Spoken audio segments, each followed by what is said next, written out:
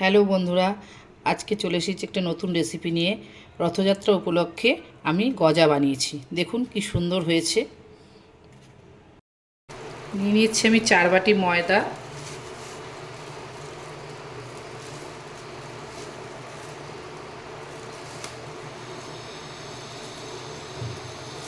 এবার দিয়ে দেবো একটু নুন, দিয়ে দিচ্ছি একটু রিফাইন্ড তেল, অল্প একটু ঘি, আর দেবো একটু চিনি, সামান্য একটু চিনি দিয়ে দিচ্ছি। এবার আমি এগুলোকে ভালো করে মেখে নেব।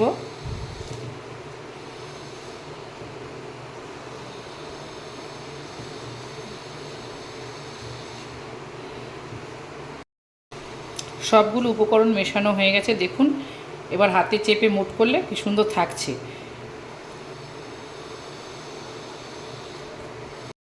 এবার অল্প অল্প করে জল দিয়ে আমি মেখে নেব।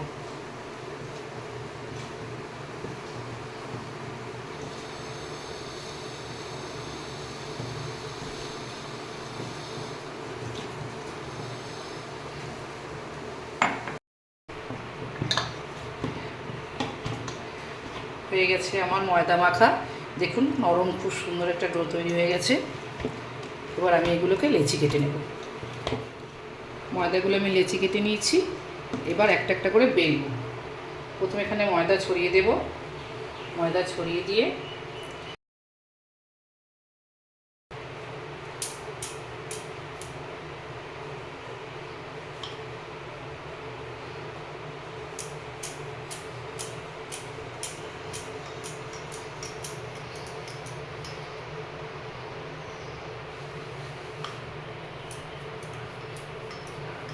যতটা বড় করা যায় পাতলা করে ততটা বড় করে বেলবো।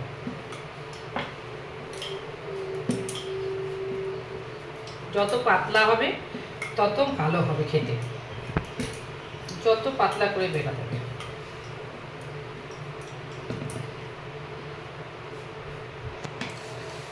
আমার একটা হয়ে গেছে। আমি এইভাবে সবগুলো বেলে নেব। এবার বেলা হয়ে গেছে সবগুলো। উপর থেকে দেব একটু ময়দা ছড়িয়ে, আর দেব একটু করে ঘি মেখে।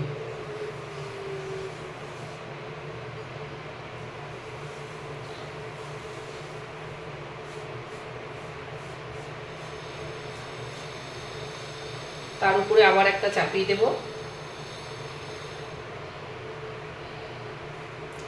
আবার এটাকে ঘি মাখবো। একটু ময়দা ছড়িয়ে দেব।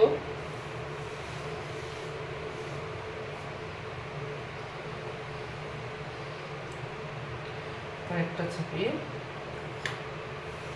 এইভাবে আমি সবগুলো একসাথে 5খানা দিয়ে নিচ্ছি। হয়ে গেছে আমার 5টা।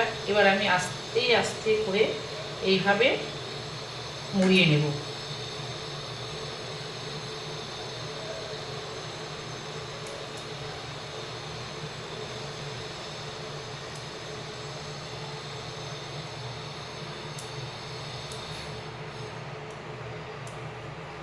এভাবে একটু বড় করে নেব।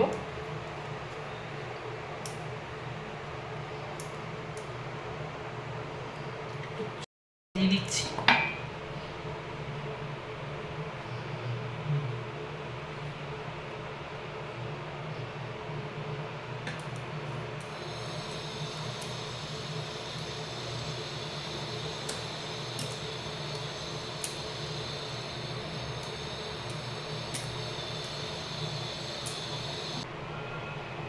এবার এই সাইডগুলো কেটে বাদ দিয়ে দিচ্ছি।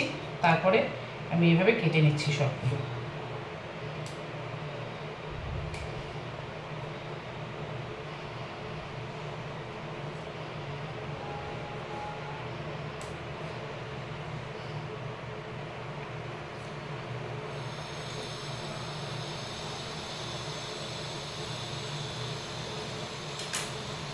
সবগুলো কাটা হয়ে গেছে। এগুলোকে আমি একটু হালকা করে এবার বেলে নেব।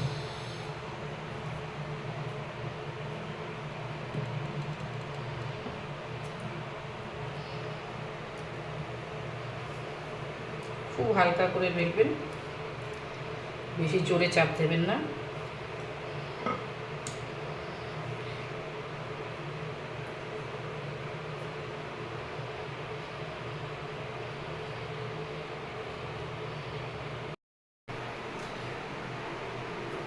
তেলটা গরম হয়ে গেছে, এবার আমি আস্তে আস্তে করে ছেড়ে দিচ্ছি। বেশি গরম করবেন না, আস্তে আস্তে অল্প গরমেই হয়ে যাবে।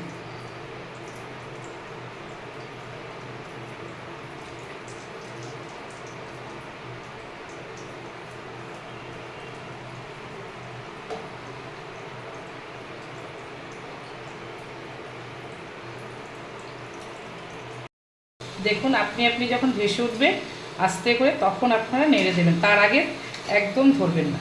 এই দেখুন কি সুন্দর ভেসে উঠেছে। মিডিয়াম আঁচে ভাজবেন।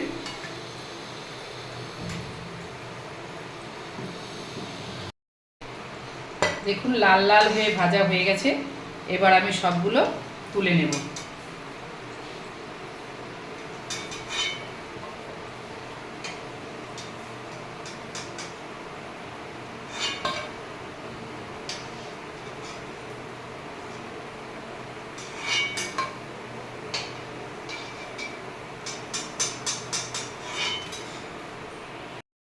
বাকিগুলো একই রকমভাবে ভেজে নেব।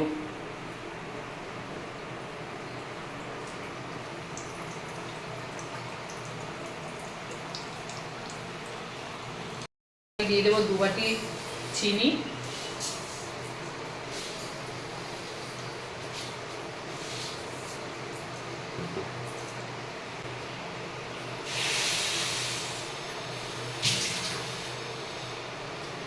ওই বাটিরই 2 বাটি জল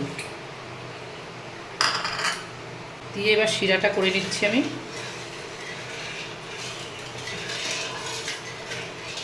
শিরাটা আমার ফুটে গেছে, আমি একটা এলাচ দিয়ে দিয়েছিলাম এখানে থেতো করে।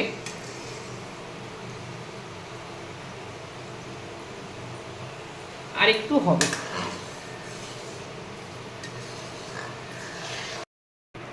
আমার শিরা হয়ে গেছে দেখুন, এবার আমি সবগুলো গজা আস্তে আস্তে দিয়ে দেব। এবার আমি শিরার মধ্যে গজাগুলো সব দিয়ে দিচ্ছি।